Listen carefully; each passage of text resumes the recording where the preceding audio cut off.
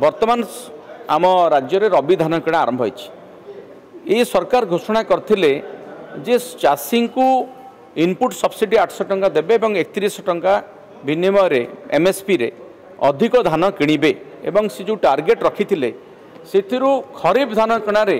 कटनी छटनी सत्वे बहु जगह भल धान किणा होता आम स्वागत करूँ किंतु वर्तमान विडंबनार विषय है रबी धान किणा हवा परे आम देखुचु जे टार्गेट फुलफिल हो जाइए कहीकि सरकार जी चाषी को टोकन देइचंती टोकन इश्यू हो जाइए किंतु टार्गेट दि जाऊना जहाँ फल मु जो अंचल आमर बालेश्वर जिला भोगराई अंचल में बालेश्वर संपूर्ण बालेश्वर जिले में धान किणा एक प्रकार ठप हो जाइए तार कारण हूँ जेतिकी टोकन दि जाइए चाषी को सेतिकी टार्गेट दि जाऊना तार 20% टार्गेट दि जाइए अर्थात 80% धान बर्तमान अबिक्री होकर ये गोटे बड़ समस्या विषम समस्या सृष्टि होती